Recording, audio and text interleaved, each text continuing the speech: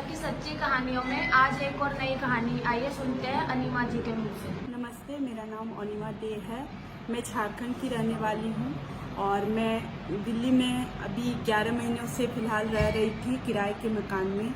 और अभी मैं मायके में हूँ। मेरा 15 दिन ही हुआ है यहाँ पे, लेकिन मेरी शादी जो है सच्चिदानंद सेन से हुई थी।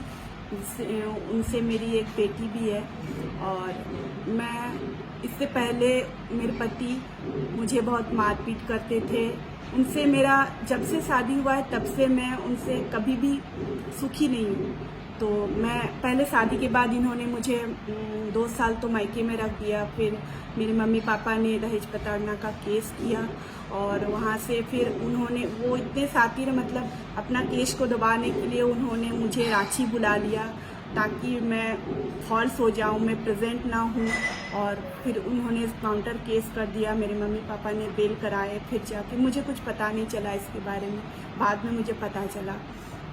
इसके बाद वो वहाँ से भाग चुका। मुझे मेरी एक बेटी को लेके उन्होंने भागा और मैं बहुत ही स्ट्रगल की। जिस टाइम वो भागा था और लॉकडाउन चल रहा था, ना मेरे पास रहने के लिए थे, ना मेरे पास खाने के लिए, ना काम करती थी उस टाइम में। फिर भी मैं जैसे तैसे किसी की हेल्प लेती थी तो वो वहाँ से भी मुझे निकलवा देता था, रूम खाली करवा देता था, किराए के रूम। और मेरे काम से भी निकलवा देता था कि ये गलत है, इसको निकाल दो काम से, ऐसा कुछ।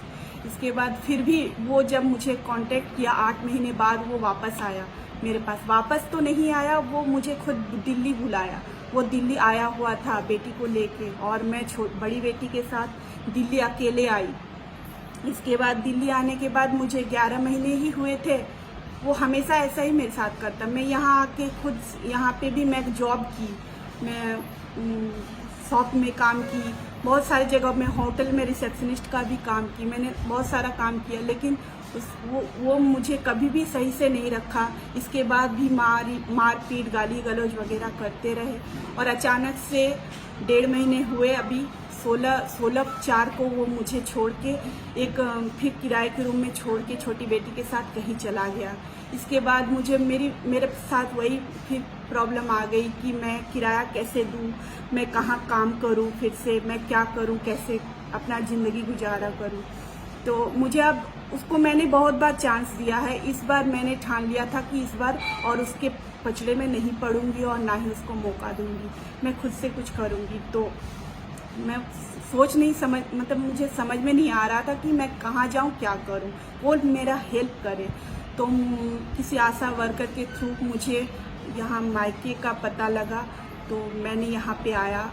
मैं जो सुनी थी, मेरे अभी 15 ही दिन हुए हैं यहाँ आके, मैं जो सुनी थी कि यहाँ पे बहुत अच्छा माहौल है और यहाँ मुझे फ्री में रहना, खाना, बेटी का पढ़ाई लिखाई वगैरह सारा कुछ हो सकता है। तो मैंने पहले तो यहाँ रहा। इसके बाद 2-4 दिन मुझे समझने में लगे और फिर धीरे धीरे मैं यहाँ खुद ढलती गई और मुझे यहाँ का माहौल इतना अच्छा लगा जितना कि मैं अपने मायके में भी शायद सुकून से नहीं रह पाती, जी पाती, समाज के चक्कर में और जो सारे सोसाइटी में जो होता है। यहाँ का माहौल मुझे इतना अच्छा लगा कि यहाँ पे मैं भी कुछ कर सकती हूँ, जैसे कि सिलाई वगैरह। इसके बाद जो पार्लर का कोर्स, बहुत सारे ऑप्शन हैं यहाँ पे मेरे अगले मतलब भविष्य में लाइफ में कुछ अचीव करने के लिए बहुत सारे ऑप्शन हैं। और साथ ही मैं अपनी बड़ी बेटी का एडमिशन भी करवा रही हूँ।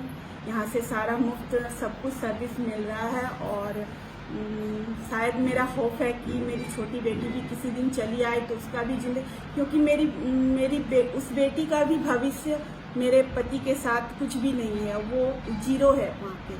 तो मैं चाहती हूँ कि शायद वो भी आ जाए। और इस टाइम तो मैं बहुत खुश हूँ। यहाँ स्वीट होम अनाथालय जो है वो अविनाश भैया चलाते हैं और उसमें जो मायका में मैं रहती हूँ सारा देख रेख उन्हीं के थ्रू होता है। और जो है उनका व्यवहार जो है वो सबके प्रति समान है और बेटियों और औरतों के लिए वो मतलब कुछ भी करना चाहते हैं, अपने तरीके से जितना भी हो सके वो करते हैं। और उनका व्यवहार इतना ही अच्छा है कि वो हमेशा चाहते हैं कि बेटियां आगे बढ़े और कुछ करे अपने जीवन में, वो ऐसे ही समाज में पीड़ित ना रहे।